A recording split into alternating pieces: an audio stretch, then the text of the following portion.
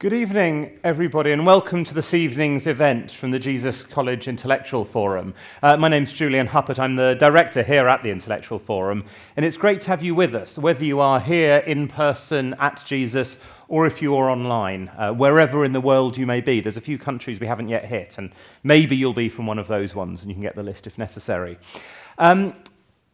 We have an amazing history here at Jesus College. For those of you who don't know us, we were founded originally in 1144 when a small group of itinerant nuns were given a small bit of land by the then Bishop of Ely. This was enlarged by King Malcolm of Scotland in 1156. In 1496, a later Bishop of Ely decided it wasn't a great idea to have nuns here and kicked all the women out and replaced them with men, something we have since changed. And we've had a long history ever since then of really thinking about what you can do. So people like Malthus, who thought a lot about population. And there are many, many others. And we could talk about the 3 Nobel Prizes that we've won, well, 3 so far, about many other people in our history. Lisa Jardine, who was an amazing thinker and told people to behave badly. Clean Bandit. Has anybody heard Rockabye? Yeah, I'm seeing a few people nodding. If you haven't, you really should do. They're an amazing band. They've had well over 1 billion downloads and were here at Jesus. The Intellectual Forum is not quite as old as 1144. We were set up in 2016 to try to help reach out beyond the boundaries of our own gates and to get people to think and talk about some of the big issues of our time. So we've had amazing speakers who've come here, everybody from Jimmy Choo, the fashion designer, Helen Clark, who ran New Zealand and United Nations Development Programme, Belinda Wilkes, who was in charge of one of NASA's deep space X-ray observatories, though she didn't actually go out there with the observatory. Sebastian, at least we're pleased to know, and many, many others. You can see lots of the events that we've had on YouTube if you're interested in picking them up. One thing we want to talk about tonight, though, is actually a talk from a wonderful alum of Jesus College, who's going to talk to us about infrastructure and time. So we have a history that goes back, as I said, well over 800 years, and we've built a lot of infrastructure during that time, but not necessarily thinking in quite the same ways that we do now. So the question now that we're going to look at this evening is, how do we think about building infrastructure, not just some way off in the future, but over the next few years? And I'm really delighted to welcome an absolute star who it's been a pleasure for me at least to get to know over the last month or so. Shoshanna Saxe is, well, perhaps most importantly, she's an alum of the college and did her PhD here. She's now moved back to Toronto, where she's an associate professor in civil and mineral engineering, I believe, I got it right, and a Canada Research Chair in sustainable infrastructure.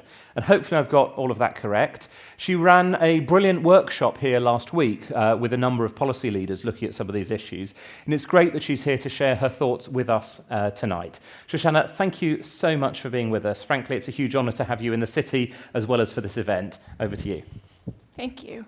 It's very fun to be back at Jesus, which my family still gets a kick out of. And now, after having gone to a number of these events, I have a new life goal to try and make it on the short list that Julian uses of people who have been to Jesus. I'm not sure which would be harder, a Nobel Prize or a really successful pop song. But, one can aspire to greatness, so I'll see what I can do escalating my poetry. But for tonight, a smaller scale, we'll talk about infrastructure and time.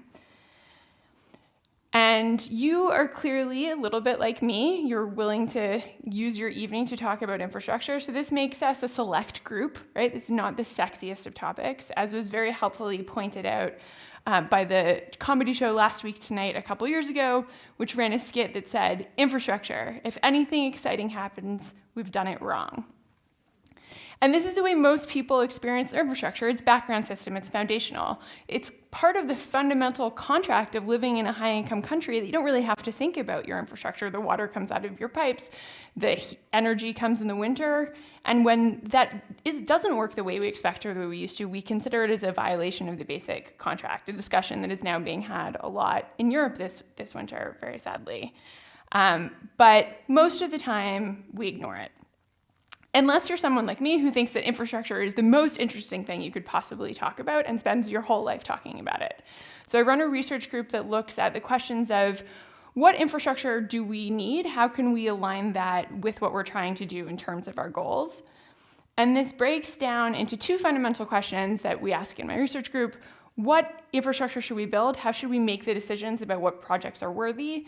And then once we've decided to build something, how should we go about the technical and political and legal processes of taking an idea and making it real? And as I've spent my entire career thinking about infrastructure, I read more and more infrastructure reports. And things were starting to niggle at me. There was something wrong with our reports. And it realized that they were totally outside of time. So these are a couple examples. This is one, we had a recent provincial election, sort of regional election in Ontario where I'm from, and everybody on every end of the political spectrum was making promises. This is one promise made by the party who won. So Doug Ford is currently the Premier of Ontario, and they promised they were going to build a hospital. And the hospital was going to be wonderful, it was going to be excellent, it was going to deliver all of the things people need, but it didn't say when it would arrive. It would arrive in the future, and if you elected Doug Ford, you would get a hospital, with no conversation of the fact that it takes more than 4 years to build a hospital, but it was definitely going to happen if you elect this person. At a different scale in our politics, we have the federal government promising in 10 years, I don't know if you can read the text, but basically it says in 10 years in Canada, everything will be wonderful. We will all travel sustainably. Everyone will have good, stable jobs. And this is what our infrastructure is going to build for us in 10 years. No concrete plan about how that would be achieved. And this promise is now about 5 years old. I promise you in 10 years, 5 years from now, not everyone in Canada is going to be traveling sustainably. We've made basically no progress towards this in the last 5 years.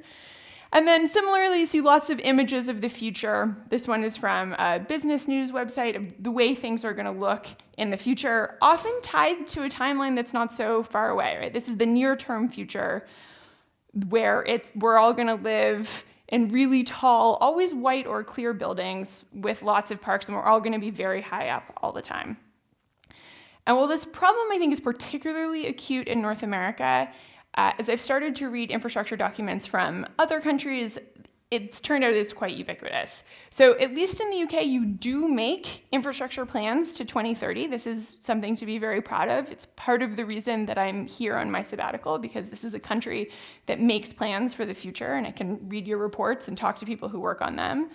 The other one is also a future infrastructure plan made from New Zealand, and both of them promise in the future infrastructure is going to be great. We are going to spend many billions of dollars to get there, but the plans are all pretty amorphous. We're going to build capacity. We're definitely going to do a lot of digital things. We're going to digital twin everything. And somehow that's going to lead to a better infrastructure future, but very thin on what we're going to build. What concrete are we going to pour? Why? And that's not enough to deliver on outcomes. We have real goals of things we want to achieve, right? If we want sustainability by 2050, or sustainable transportation in 10 years, or any other real change in our social system, it's going to require real change in our physical system, which we eventually have to actually do, right? Planning is important. Reports are part of the important job of planning, but eventually you have to put, your money where your mouth is and build something. And we have not done enough of this. So this was a quote from the UK Committee on Climate Change saying, we've made great plans in the UK, but now we have to deliver stuff. And you can extrapolate this to basically all infrastructure problems almost anywhere. This is very important because the infrastructure comes first. So in the question of what is the chicken and the egg between infrastructure and behavior, the answer is infrastructure. So if you look at the graph on the top, what you're seeing is the curve of adoption in rail infrastructure through history. And you see first we built rail. First we built track, then people built locomotives to run on the track, and then after that, the third curve, the purple one, people started using the trains which ran on the tracks. It was the same thing with car adoption. First, we built oil pipelines to move the energy that was going to make it possible to make asphalt and run vehicles on that asphalt. Then we built roads, that's the blue line. Then people bought cars, and then once they had cars, they used them more and more. So the infrastructure comes first. We have to build it. There is good news and bad news in this. Part of the good news is that it means that we have a huge, powerful lever that we can use, that we know how to use, to change the future. The bad news is that big infrastructure takes a really long time to build. This is work that we did at the University of Toronto, myself, collaboration with some people at UCL and some other people at U of T, looking at for every single large piece of transportation infrastructure that had at least started construction in London and in Toronto between 2000 and 2018, when had they really started? When were they first announced, and how long did it take them to get at least until construction, if not totally built and open? And we had used different colors to talk about different phases, but what is the dominant color you see on this? If you can see nothing else, what color do you see? Blue. There was consensus blue. If you're colorblind, I apologize. The blue is the first one. It's inception. And what we call inception is somebody announced it. It was either announced politically, it was announced in a document. It's being discussed, but it's not really a real project in terms of it hasn't been handed over for delivery. There's no one really designing it. They're not going for permits and approvals. And that is the thing that we found over and over again. We spend much more time talking about and deciding what to build, arguing for the money of how to pay for it, than we do even building projects. But even when we do go to build them, they take a really long time. So if you look at the one at the top, this is from Toronto. It's the Eglinton Crosstown LRT. So in London, they had Crossrail. In Toronto, we have Crosstown. They do the same things. They go across town. And this is a project that I worked on very early in my career.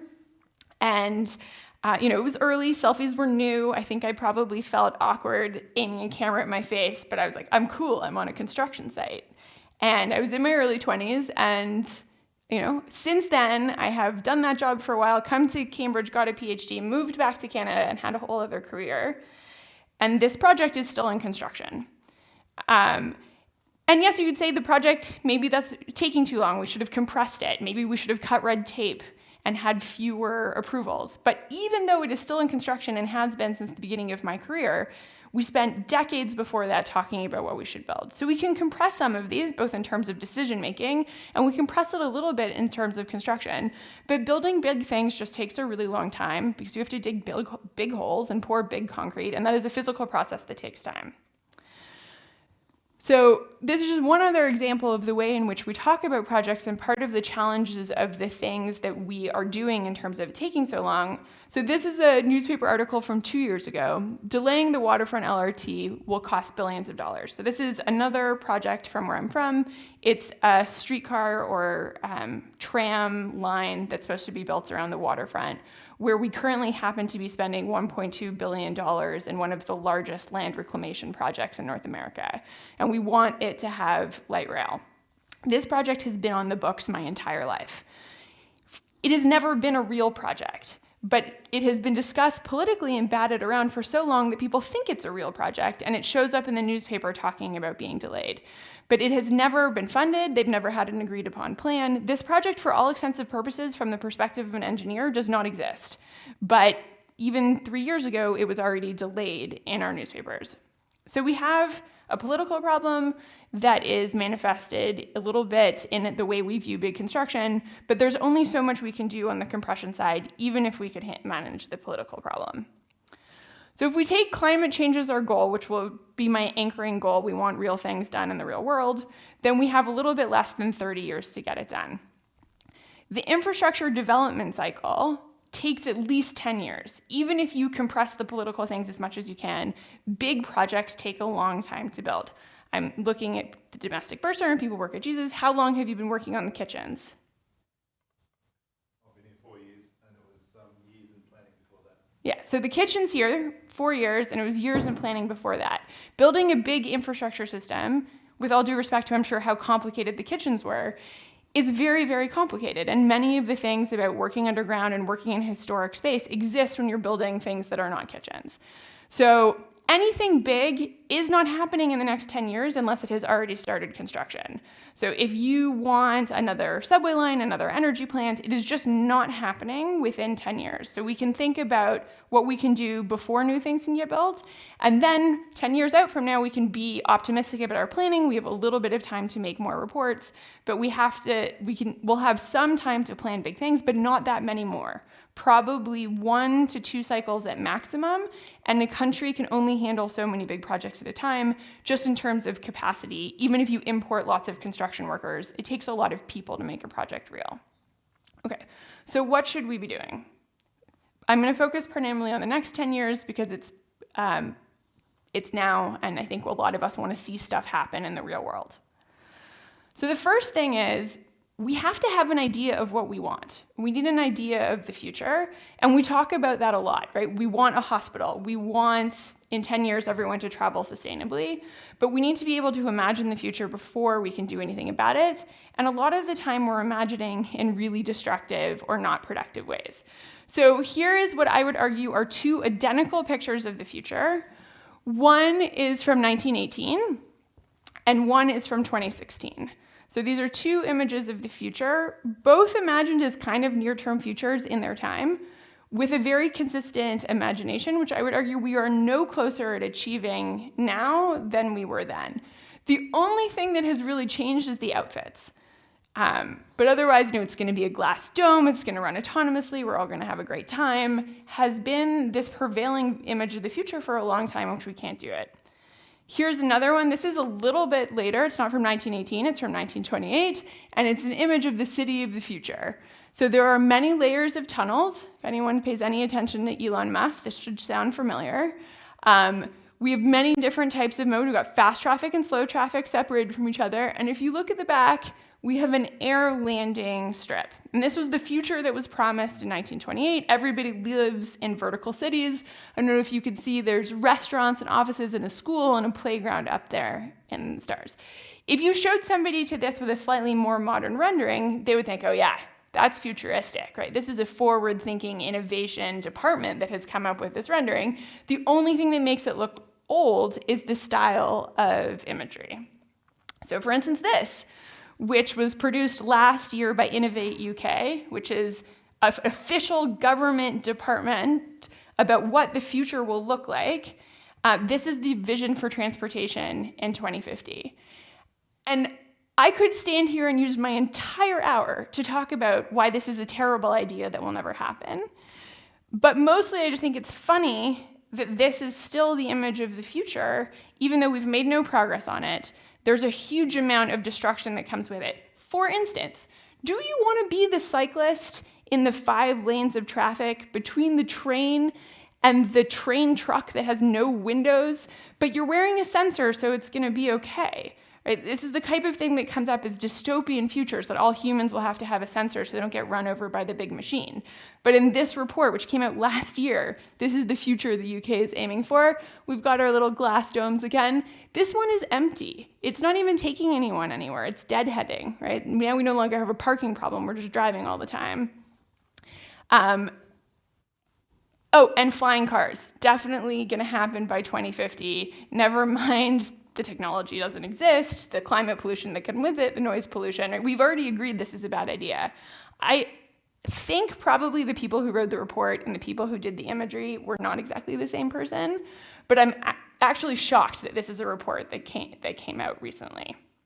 So whether or not you think it's a good idea, maybe you disagree with me and you look at this and you're like, I really want autonomous cars. Like, that is the future I want. I'm invested. I'm going to make it happen. There's another challenge that makes it harder. One is that innovation takes a really long time. So this is a piece of work that was published recently, no, not that recently, 2016, not that old, looking at how long does it take an idea to develop from idea to about 2.5% penetration into the market. So to go from being a cool idea to something that people are actually using, even at a very slow stage. And I don't know if you've noticed, the strips are 50 years. So something that goes from even the thinnest strips is taking 50 years, and most things are taking much longer than that. Even the technologies which we have developed the fastest and gotten into use the fastest in our history have taken decades to come out. So if we're talking about 2050, and we're talking about something that has not yet reached a meaningful escape from the lab into practical use, then I would argue it is at a very, very minimum 10 years, probably longer apart, and that's to even get to 1 or 2.5% penetration. But at the same time, when we talk about how we're going to address the climate change crisis, the main thing we talk about is innovation. We're going to innovate our way out of it. We're going to invest in some sort of magic technology which is going to save us. And I've been grumpy about this for a while. I really want us to start talking about our problems in different ways. I think one of the best analogies for this is how the astronauts in Apollo 13 made it home. Raise your hand if you're familiar with the Apollo 13 disaster. Okay, almost everyone is, so I'll do a quick one. Astronauts, spaceship, part of the spaceship stopped working, and they had an air filtration problem. There was too much carbon dioxide building up. They had a round hole and a square filter, and they needed to find a way to connect them, and they could only use the tools they had on the spaceship because they didn't have enough time to go around the moon, stop, mine, invent a new filter, reestablish it, test it, bring it back into the spaceship, right? They could only use the tools that they had. So they used a bunch of things like the cardboard cover from a flight manual, a bunch of duct tape, and this is, I think, a real picture, but might be a manufactured. This is from the NASA website of how they were able to clean the air. And this is a fundamental example, part of how Apollo 13 was able to come home safely. So we need to do more with the tools that we have. So greater focus must be placed on delivery, to leap back to that. We have the tools that we have. I hope I have convinced you we're unlikely to invent very much more very soon, and that we have challenges that we're trying to achieve something on a temporal line, and big projects are for 10 plus years out from now, so what can we do in the near term? So to argue there's 5 ingredients for success. 1, we have to stop digging, right? You're bottom of the hole, stop making your problem worse. We need to rely on technologies that are ready for diffusion as much as we can. So technologies that have already penetrated at least to 2.5%, and can be built up from there, building on their expertise. We should be ambitious with rollouts of the things that are proven that we know work. We should pursue beneficial lock-in, and we should be prioritizing shared spaces and infrastructure. And I do not mean Uber when I mean shared spaces. I will get into that more in a second. The advantages of this in the short term are that we build momentum and buy-in, right? We start delivering real things that people see. Right. If I showed up and I wanted to be the Prime Minister of England, which I hear is a job that keeps coming up, and I said, I am going to deliver for you a wonderful future in 15 years, I just need you to elect me 3 times. Right? You might be like, there's no way you were lasting that long. But if I could get elected once and deliver meaningful change and progress in the meantime, you might be like, okay, she does stuff. I know she has a long-term plan, but there are things that are happening. Maybe you'll re-elect me again, and I could break the trend. And then also, somebody asked me a few days ago over lunch, why should the UK or Canada, why should we be trying so hard on climate change? We're not currently a big part of the problem. It's really India and China, sort of the classic, it's not our responsibility anymore question. I mean, there's many answers to that, including our historic responsibility, but one of them is that you need examples to go forward, and there's also evidence from the literature that once countries have led on the tradition and, for instance, shown that you can use solar panels or shown that something works, it's easier for other countries to follow. So there's lots of advantages for us, and it's also part of service to the greater transition at a global scale. So I'll go through these in turn. 1, stop digging, right? Number 1 example of a really bad idea of things to build is neighborhoods that look like this. They take up a huge amount of resources in terms of physical materials to build. They take up a huge amount of resources in terms of land. They then take up a huge amount of resources in terms of how they force people to get around and how they force people to heat and condition their houses. This is just a really, really bad idea. It's something that North America especially specializes in and has exported very successfully. The diffusion of this has been successful. We need to stop.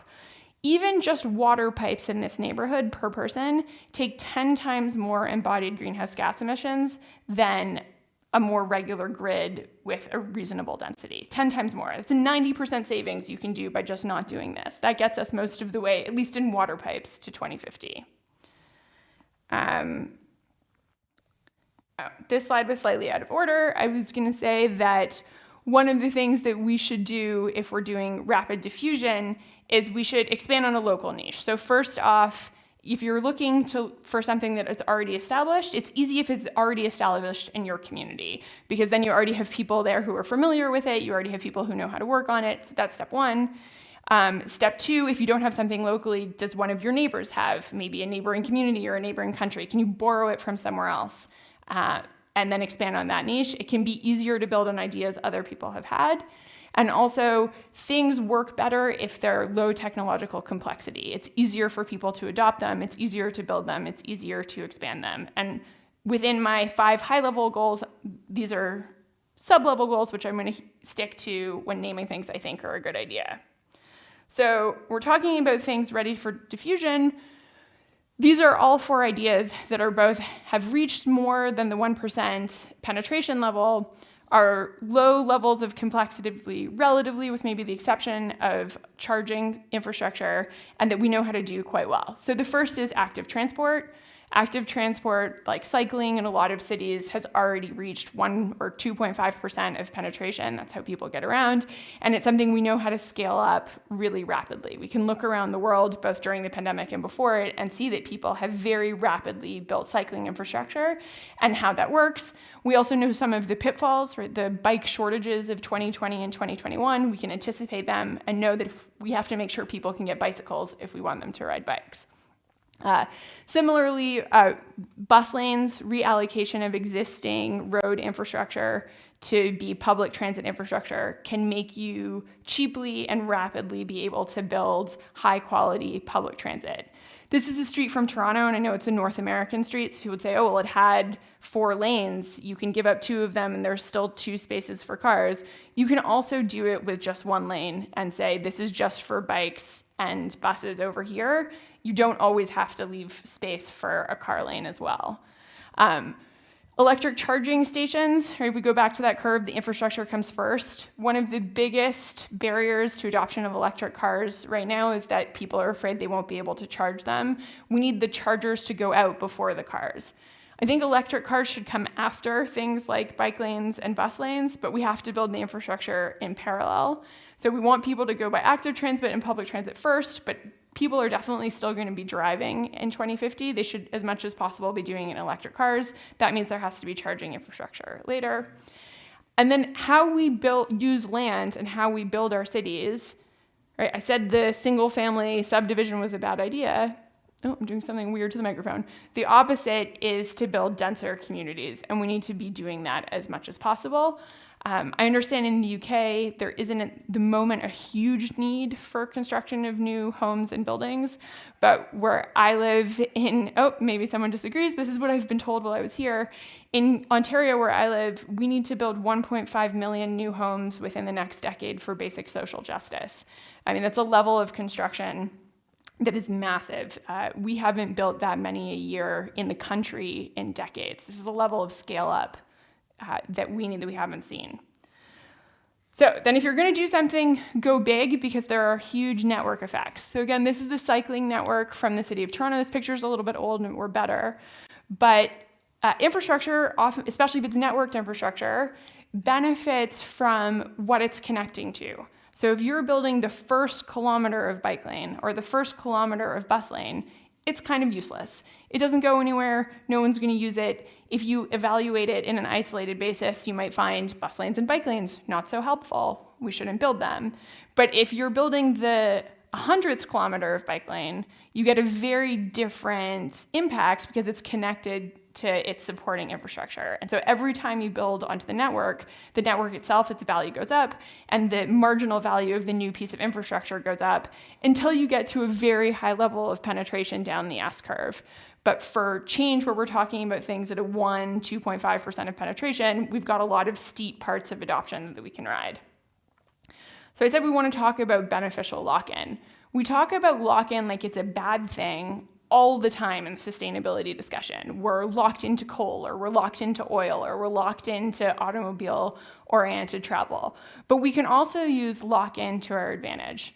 So I'll take 2 old examples, right? London has one of the best public transit networks in the world, which the city still benefits from. I was having tea with a friend of mine who'd moved from Toronto to London a little while ago, and he was just like, London is better than Toronto. He was like, I can go anywhere I want. I can live way out on the tube where I can still afford a decent place to live and come back. This is just better. But the London Underground is beneficial lock-in. It's existed for a really long time.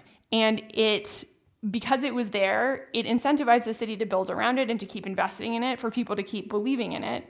And it held the city of London into a non-automobile oriented landform through, the 50s and 60s and 70s. Similarly, the streets of Cambridge are narrow. It's a huge amount of beneficial lock-in. You are not seeing the same problems with Ford F-150s, which, by the way, are really big trucks, that we see at home, because no one would be able to drive that downtown here. It would be kind of absurd. And people have gotten used to it. They live with it. You could change to be very car dominated and the consequences that come with it, but you'd have to do a lot of destruction to make that possible. And certainly we've seen that, but the old street forms that promote walkability, that promote neighborhoods, are part of the reason Europe is much, much more sustainable than North America. And then we're talking about beneficial lock-in. There's also modern examples. So this is a picture of a bike lane from Seville, Spain, where a little less than a decade ago, they rolled out bike lanes really quickly, and they put them up on the curb. So they're in a concrete layer. If you wanted to rip them out, so if the mayor lost the next election and the opponents came in and said, we don't want these, you would have to rip out the concrete. You wasn't just getting rid of paint. And my understanding is that was strategic to make it hard to get rid of what was built by making it physical and fixed. So this one's a little bit harder than some of the other ones I've said, because you don't want to do lock-in badly, right? You don't want to switch from coal to natural gas and then be like, oh crap, now we need to get off of natural gas too. But we can use it to our advantage if we're strategic about it. And so then I said we need shared and public space to take a precedence. And this is because in the absence of functional public space, we overinvest in private space. So Galbraith said in the 50s that the United States was headed for private affluence and public squalor. This, again, is a picture from Toronto. We have a municipal election today, and leading up to it, people were talking about the general degradation of the city, the way in which it is falling apart. And so this was, if you go to this website, it's a lot of tongue-in-cheek art installations where there's labeled public space, and this water fountain has been called urinal. But there's a lot of things going wrong in this picture you may not see. The bus stop is full of cigarette butts, which haven't been cleaned. There's a bag of dog poop on the tree planter. The grass that should be behind the urinal is dead. And the street behind that is potholed and just for cars, right? There's a lot of not ideal things in this picture. And if this is what your public space is going to be, lots of people will recoil from that, which means as much as possible, they'll oversize their private space for private affluence and public squalor. And so if we invest in really good public shared spaces, you can have public affluence and private sufficiency. And so these are all pictures that I have taken of what I think is really great infrastructure. So this is a garbage can that I saw in the UK that I was texting to all my friends at home. I was like, look at this garbage can. It is attractive, it's clean, it's relatively small, which means people are emptying it on a regular basis, which tells you that this is a place that's being taken care of. But the best part is the little plastic layers so that when you put the garbage in, it doesn't blow back out at you, which means the garbage stays inside. That's an investment in clean public space. The picture above of my husband checking out a restaurant and a bar was a patio that was parking spaces turned into patios, which was done a lot in the pandemic in North America. Then we've got some really good public playgrounds. The people on the side, we are both adults, but we were having a really good time. And this is a provincial park near Toronto, which is not that near, which is one of the most beautiful places I've ever been. But if you believe that you can get access to beautiful public spaces and somewhere right around the lake, then maybe you don't have to buy a cottage privatizing the waterfront. It can stay open to everyone, but it means it has to be taken care of. It has to be open and available. That's a public rail station in Austria, right? Public space can be beautiful, and it's beautiful, and you can believe it's there. You don't need as much as home. And so on the other side of this, what does private sufficiency look like? I think it could look many different ways, but one of which is having spaces that aren't unnecessarily consuming of resources, which is a very important part of achieving long-term sustainability. And these are all pictures from an effort called Never Too Small. A bunch of architects have been getting together and showing how you can use small spaces. And part of what makes these appealing is that they're really beautifully designed. So their environmental footprint is small, but their beauty quotient is high. This trade-off between public space and private space is something that has been pressured and stressed really dramatically during the pandemic as public space became no-go land. It was illegal. Right? If you had kids, it was illegal to take them to a playground. This is Canada's effort to be a little bit cheeky of telling you not to come in the park, stay at least a hockey stick distance apart. We also use geese, but for months and months, you couldn't take your kids to the playground. We demonized public transit really dramatically, even though most of the evidence that came out, and quite quickly, was that it was not a meaningful place for transmission as long as people were wearing masks. This is a picture of me doing civic protest. These are illegal cherry trees. In Toronto in the pandemic, they shut down the cherry trees, which is why they're surrounded by a fence, because it was illegal to go see the cherry trees in Toronto in 2020 and in 2021. So this is me engaged in civic protest. And we saw people react to this. People left cities, they bought bigger houses with more space. Even within the city, I saw friends order playground structures to cram into where they lived in some way because they wanted their kids to be able to play. And whether or not this was a good idea, if we want people to believe in public space, we're going to have to do things to reestablish the trust that the public space will be there so you don't have to have private affluence to the same degree. Okay. So what does this mean for the future? Right? What infrastructure should we build? We need to acknowledge that heavy infrastructure timelines are long. We need to be doing all of the planning things that are required to make that a success, keeping in mind what we can do on a relevant timeline. But when we're talking about 15, 20, 25 years, there are more options than when we're talking about 5, 10 years. But even that, they're not infinite options. Flying cars, not coming to save us. We need a different imagination of the future. On the upside, we have a huge number of tools we can use. The things that have diffused have been successful technologies at the low level, like bicycles, which are a wildly cool technology. If you're, had a huge amount to do with feminism, they are really affordable, they're really fun, like, cool stuff. It just happened to be invented in the 19th century, and so it doesn't fit into our current definitions of innovation most of the time. So there is a lot that we can do.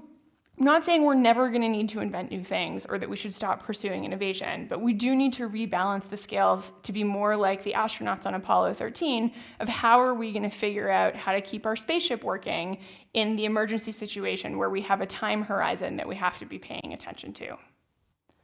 And so thank you very much for coming and for listening. I hope you have lots of questions. Well, thank you very much, Shoshanna. That was brilliant. There's so much really rich material there and lots of things to talk about. We do have time for questions, both in the room, in which case if you could wait for the microphone to get to you, please, and online, in which case if you just put them in the Q&A section, I will start to read them out. Do we have somebody to start us off? At the back there. Hey, thank you. Thank you so much for this wonderful presentation. I'm curious, when you were talking about the comparative timelines of the different phases of infrastructure planning and execution, you were talking about how the initiation phase was the longest, the weightiest. Yeah. At the end, you talked again about how political implications are perhaps the most weighty as well in terms of time. How do you sort of reconcile that vision with kind of modern notions of participatory design or co-creative governance, where you have a lot of citizen and kind of special interest and constituent involvement in infrastructure and policy planning?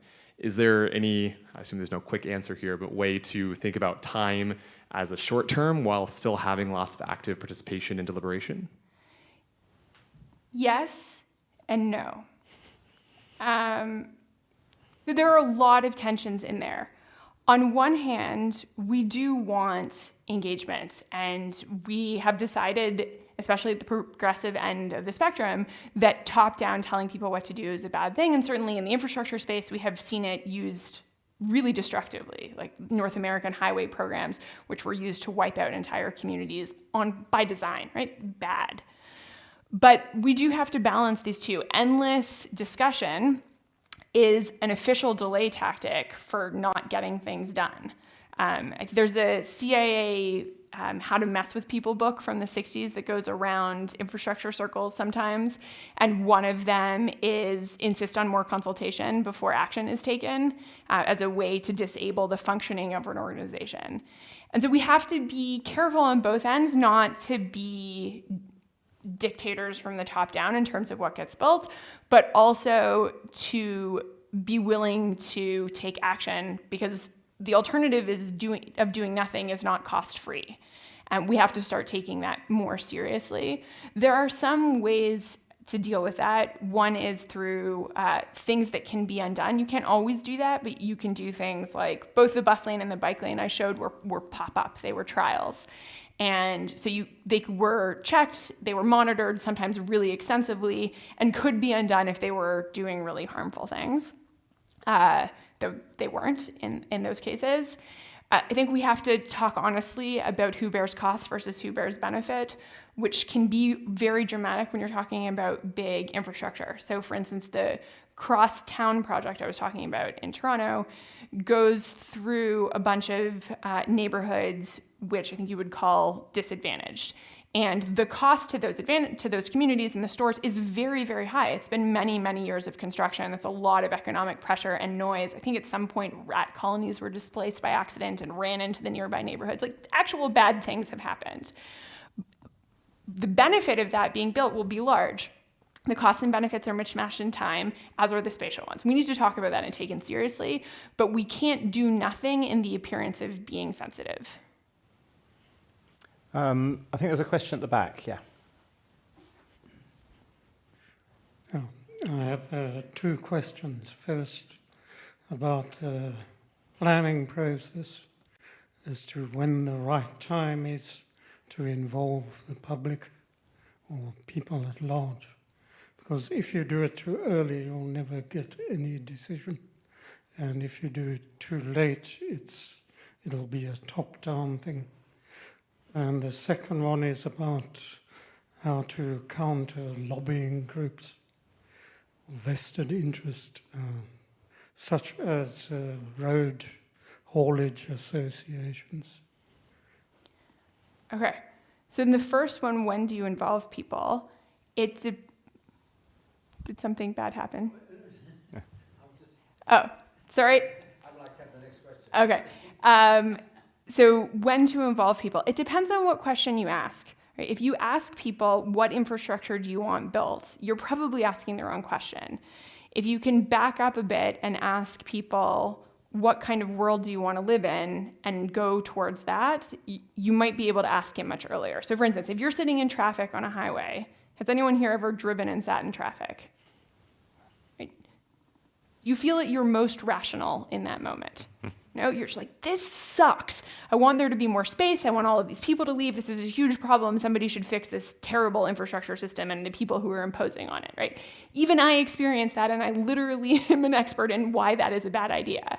And so you feel like I need more lanes, right? It should be bigger, right? So how could we make this traffic jam not happen in this moment? The answer to that is maybe we need more space.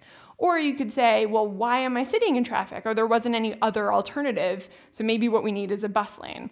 Or you could ask a different question of, why am I having to travel to go pick up some dental floss that involves this much movement? Maybe there could have been a store somewhere near me where I could pick up dental floss. Right, so if we can agree on the goals, we can have the conversation much earlier.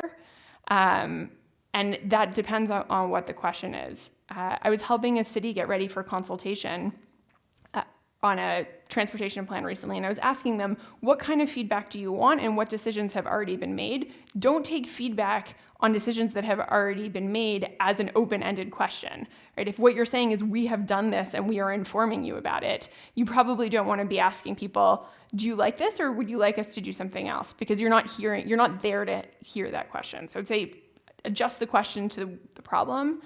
And then the second was, how do you counter lobby groups?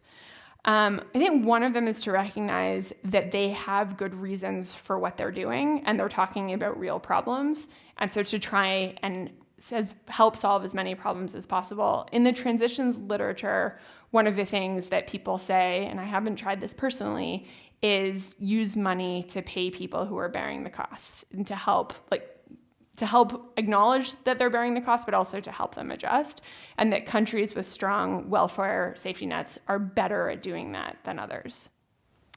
So I think for the next question, I might slip one in from online, Okay. from Bill Bordas, who says, organisations such as Innovate UK seem to be obsessed with blue sky innovation and largely uninterested in innovation as purposeful improvement.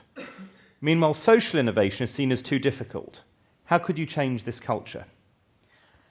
I mean, I'm sorry to say I don't know how to fix that one. If I did, I would have done it already. I think there's a question, a fundamental tension here of which do you believe is more likely?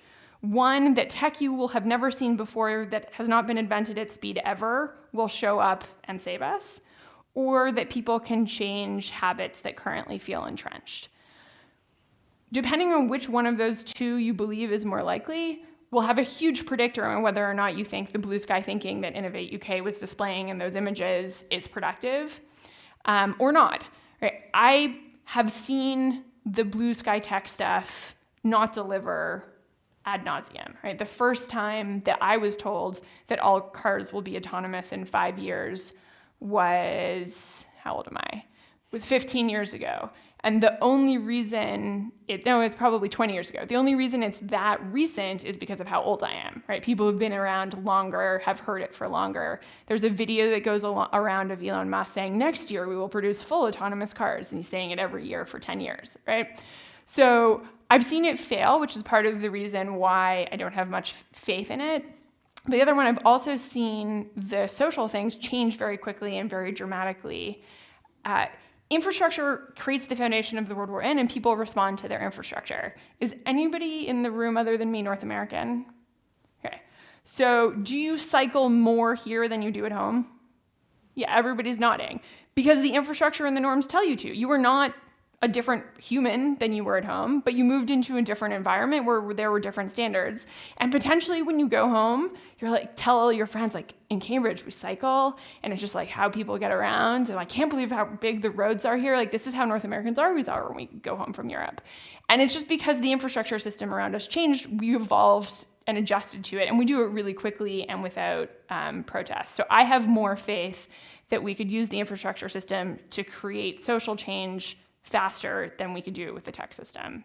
So Bill, who asked the question, comments that he worked on autonomous vehicles 50 years ago. So, before you were thinking about these things, I suspect. But just before I bring in the next question, this college has been around for over 800 years. Maybe there will be autonomous vehicles by 800 years in the future, and we're twice as old. But seriously, what's your guess for when, let's say, a couple of percent, your critical threshold of vehicles would be autonomous? You say it's not 5 years. Is it 50, 500? What's your estimate? Define autonomous. Able to fully govern themselves without human interference, the sort that was envisaged in most of those diagrams. I don't think it's happening on a relevant timeline. I don't have sight lines. I have no ability. If my crystal ball is out of service. So I don't know when that will be, but I don't think it's going to be a meaningful part of my working life. Okay. Thank you. Can you just wait for a microphone to get to you? Can I start by saying that I think everybody here thought that you gave a very forceful and interesting and stimulating presentation. But it seems to me that for everything that you said, if I wanted to, I could make an exactly opposite comment and want something different. Just off the top of my head, well, I have to start with climate change because I'm an expert on that. You clearly think something has to be done about that, but there's a huge percentage of people who think that's absolute rubbish, that there's no need to do anything, that we're fine, that the oceans aren't right. Well, you know the stories as well as I do. Yeah. The other thing, you showed the nice shot of cyclists, special path for them. If I was an old, infirm character who couldn't cycle, which I'm not, I would say, no, what the problem is, there isn't parking space for geriatrics like me so that I can get and walk to the shops because I can't take more than 5 or 10 steps, and so on and so on. So I think that's part of the problem why things take a long time, because there are views, many different views. Yes, that is part of why things take a long time. There are many different views. I don't brook the climate change thing. I mean, people can say that, but they're wrong. And at a certain point, we should stop discussing whether or not the Earth is flat or round. So I'm going to move past that one. For the different needs of different people, the existence of bike lanes does not mean that people who need to drive can't drive. And the evidence is that it's actually much, much better for the people who really need to drive. If you need to drive, or hell, you really like to drive, the last thing you want is me and all the other North Americans who came to Cambridge and started biking to be driving in front of you, taking up your parking spaces and slowing down the streets. If we all drive, the system works not at all. Cars are a technology that scale really badly, right? When everybody got fridges, it didn't make your fridge work less well because I have a fridge. But if I have a car and you have a car, both of our cars are less functional. And so if you are somebody who needs to drive, my father spent 4 years in a wheelchair before he died, so I've been there, then the last thing you want is everybody else who doesn't need to drive being forced to drive because we built a world that exists that way. So when people say we should have bike lanes and bus lanes and wind turbines, we're not saying everybody needs to wear hemp and sing Kumbaya and old people can't leave their house. And I don't think people need to hear it that way. Can I, just before we bring in another question, that there's one here which I think follows on somewhat from that, from David. I don't mean this disrespectfully, but a lot of what you stated is straightforward and backed by both common sense and evidence. Why do you think the uptake of such ideas is so poor and still debated at a global level? I don't think that was rude. I thought he was going to be way ruder. I'm sure he can be if you really want to. Yeah, okay. Kids, tell me what you really think. I think that there is a bit of the emperor has no clothes stuff going on, that sometimes these things do need to be said, and that often until they're named, you don't quite feel that, oh yeah, that seemed really obvious as soon as you said it, but I wasn't thinking that way until you said it. And I would say that a lot of the most successful things I've ever done professionally are putting numbers on or publicly saying things that are really obvious once I've said them, which I think that's a good thing. A lot of the time, people are in a system that need to think a specific way. And my experience of talking to government officials is they've heard lots and lots of people speak the other way, but they've never heard, or much rarely heard, people speak this way. So for instance, a city called me for consultation a few years ago about creating a transportation innovation district. They wanted to know what I thought. What should they do the transportation innovation district? And I was like, this is brilliant. You should make space for wider sidewalks. You should make space for no cars. You should make space for all kinds of transportation innovation. They're like, that's not what we meant. We meant scooters and autonomous cars and like a way people could try cool apps in the city. And nobody in their consultation about transportation innovation had ever said the most radical transportation innovation you could have was build a neighborhood where people can walk. Yes. Interesting observation regarding projects being aligned with political cycles, which I think is a really, really valid point. Is there a country, is there a region where political parties have got together and said, you know what, doesn't matter whose idea it is, this is the right idea and we need to commit?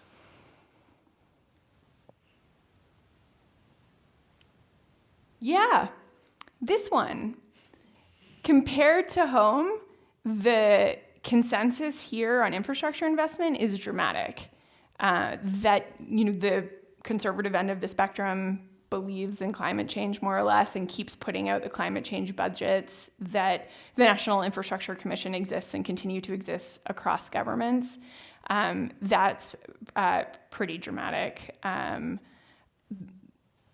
There are other examples where people fight for credit on delivery of infrastructure, and there is more consensus than I'm used to. It may feel bad, but it could be a lot worse. There were, I think, a couple of questions at the back, so whichever order you like. Actually, I was just responding to your thing about neighbourhood walks. I'm chair of Living Streets for Cambridge, so I'm very much in favour of pedestrian stuff. But actually, I did have a question, really.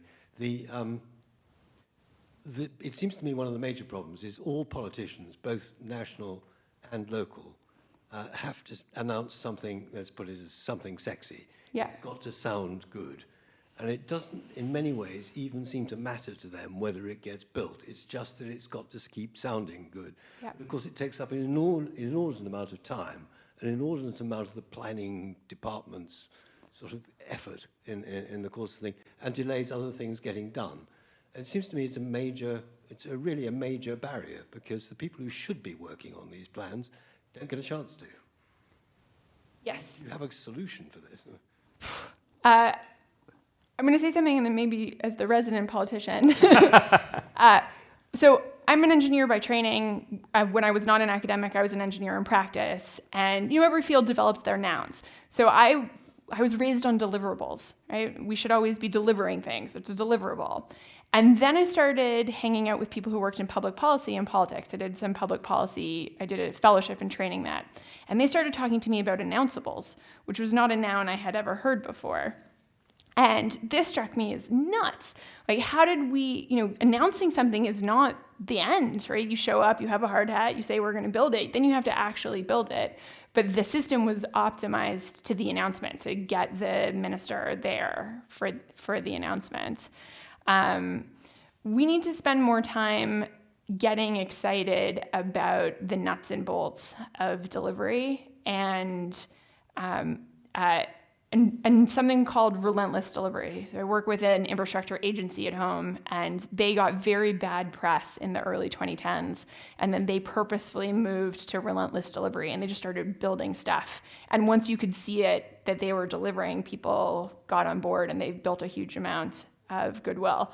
And Julian, maybe you can comment if it's announceables are a thing here as well. To some extent, I think less so, because there is more about actually producing them. But yes, there is absolutely a cycle of that. We had, I was quite involved with getting money for Royal Papworth Hospital, which was a big construction project that was blocked by various people. At one stage, we had to, they had to produce a business case to show that it would still stack up even if all heart and lung problems were cured within 10 years. Which was a bit like none of these stack up if teleportation appears along very soon. But I don't think that's yet at 1 or 2%, if I understand correctly. But there was a fight to get the money agreed, and then there was a completely separate fight on who would announce it and how. But at least we got some of the building happening while that was happening. Yeah. There's a question at the back, then here, and there's one online, so we'll move around. Hello there. I was thinking of, considering your experience, what would you prioritize?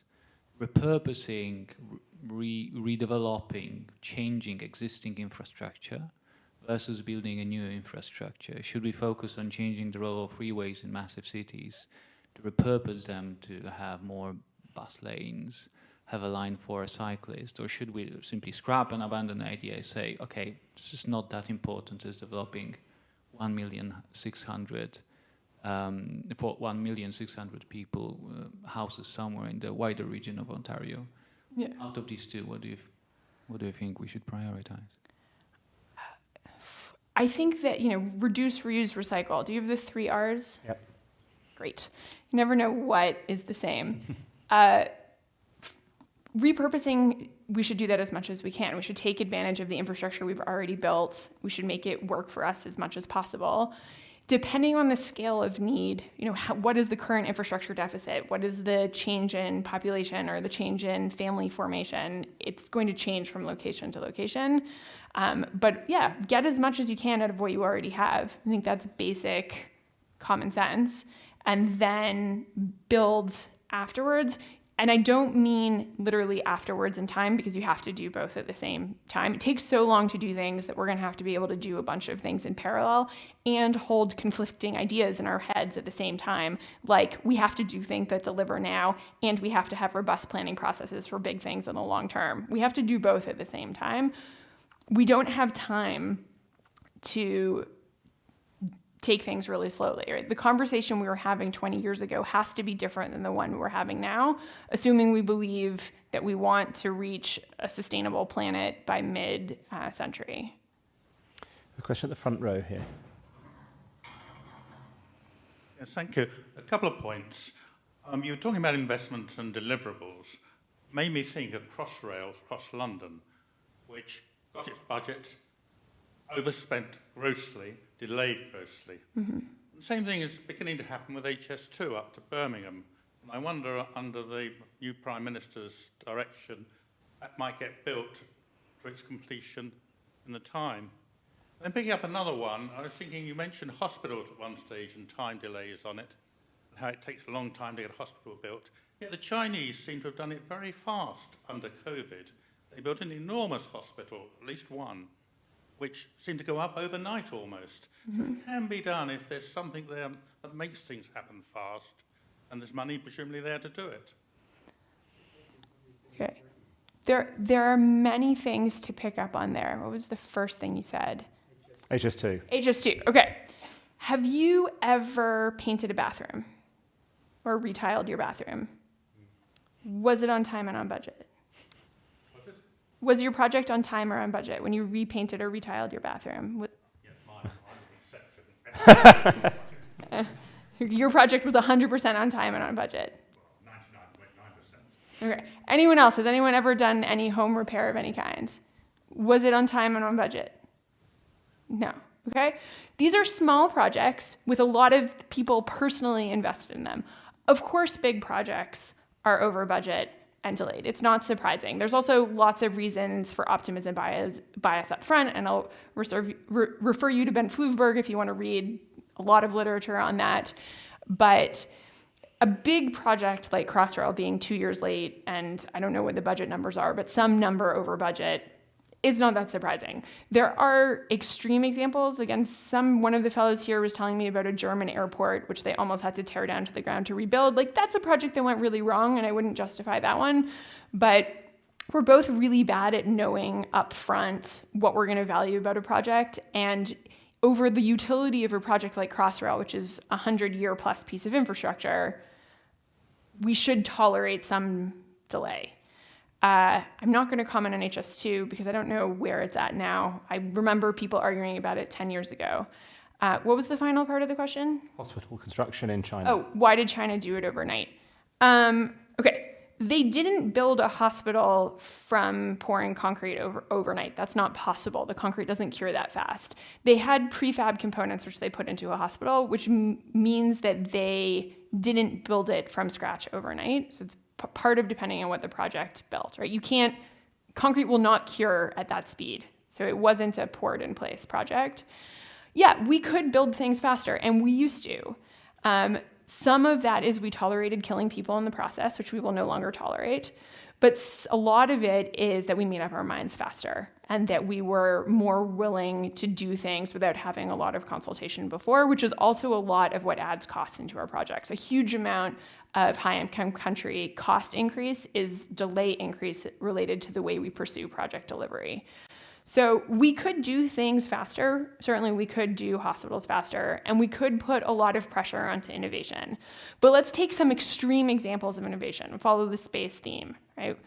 It took 9 years to get to the moon, 1960 to 1969, I think, with the huge investment of the American government and priorities and the space race, right? Lots of good reasons to rush. And it was that was not something you'd want to send a lot of people on. It was very on the edge, right? That's not infrastructure you would build for a lot of people. Nuclear plants, which were some of the fastest things that have gone from discovery to wide-scale dispersion, were 20 plus years. And there's lots of things about them that we haven't totally worked out. So yeah, we can do things faster, but part of our problem is that it is 2022. Right? If we were having this discussion in 2002, we would have a lot more time, but we didn't. And so now we're left with a suite of things. We can only accomplish what we can with the tools we have. We have time for one or two more questions. There's a couple online while people here think about things. So one is just from David, who commented earlier, asking to be greedily ask one more question. He's ready to be rude. About how we check on some of these things. So what's your view on sustainability certification schemes, LEED and BREEAM? Are they helpful? Are they enough? Do they achieve what you need? What is my view on sustainability schemes? I think they can be helpful. They helped move the conversation and give something for people to aim for. For standards like that to be useful, they have to constantly get tighter because you need to move the goalposts. They usually don't make them perfectly ambitious because they want people to apply for them, and so then they have to keep moving them. We have green standards in Toronto where I'm from, and every few years they're tightened and it gets harder to achieve the green standard. Not actually harder because you should have established the capacity to do it, but the standards are higher. So as long as BREEAM and things keep up, I think they can be helpful. There are some fundamental challenges there around things like do you build new or do you repurpose, which they were created to aim at new things. And then there becomes the question of, is better enough? So there's a standard in North America called green roads. North America, we build a lot of roads. We should build better rather than worse. But is better enough? Can a road ever be sustainable? And I know the people who created that system, and when I have the conversation with them, they're like, be a realist. Wouldn't you rather better than worse? And I'm like, yeah, I really would. But also the idea of like a green highway makes me fundamentally uncomfortable. So there are trade-offs. And then if there's one here, and then I'll do one from here, and then I think that will be all we have time for. So. I have a final word. Good question. What is your opinion of public-private partnerships? Is it a win-win or a Faustian bargain? I think it depends. They can be good and they can be not so good. When I worked on public-private partnerships early in my career, and I remember the senior engineer I worked with training me. He's like, the people who write the proposal to win the project and the people who deliver are very different. And if you're optimizing, it's the classic triangle. You have on time, to budget, and to spec. Pick two. And I don't think there's anything magical about public-private partnerships that lets you escape that triangle. Also, if the idea is you're transferring risk, then you have to be willing to tolerate failure. And if it's a project where it cannot fail because you have too much public interest invested in it, then you can't transfer the risk, and then you can't structure it as in like, this is all great because we transferred risk. Then the other question, you've talked a lot about road infrastructure, cycling and transport infrastructure. Sorry, I'm paraphrasing here slightly. What about digital infrastructure? What do they mean? Can they type fast enough to explain what they mean by digital infrastructure? Well, if I try and improvise, about connectivity, how much of a priority should that be? I think is what they're... Okay, so I set up a framework and then gave examples in my area of expertise, and my area of expertise is more transportation infrastructure and land use than it is the internet or connectivity. I think those things are important, but they don't replace a good basic infrastructure system. Fine. Thank you. Okay. In which case, Shoshanna, thank you so very much for a really brilliant talk and brilliant answers to questions. So, thank you. I have one more thing to Sorry. say. So I will just finish by saying, in some ways, I have just spent the last hour and 8 minutes convincing you that short-term thinking is important, which is a little bit odd for me because I have spent most of my career telling people we have to think more long-term. I don't think these two things are in conflict. We have to be able to do both. But I want to make sure that you don't walk away from here thinking we only have to do things that we can do really quickly. We have to also do things that we can do really quickly because we need to accomplish something. But long-term planning and big projects are going to be central to our whole lives and our whole world, and we need to take those seriously as well. And so thank you very much for having me. This was very fun, and thank you for having me at the Intellectual Forum. So that's it for tonight, but we have much more coming up. So in the very short term, which we have to talk about, on Friday we have Lem Sisse coming to speak and read from his latest work. There were, last I checked, 4 tickets available still for that, and a lot more online, so do come for that. Then the Tuesday after that, we have Pakistan's former ambassador to the UN here to talk about geopolitics, which I think will be really fascinating, whether you're interested in China, Russia, Ukraine, or anything else. In the slightly longer term, we're not going to go out for sort of beyond 5-year time frames. We have an amazing talk about boy actors in early modern England. So if you're interested in Shakespeare and how he was used, we have that. We also have a talk about whether we should legalise abortion here in England and Wales. Many people don't even realise that it's still criminal. But anyway, that's enough for tonight. Thank you very, very much for joining us, whether you're here or online. And Shoshanna, thank you again for everything you've done while you're here.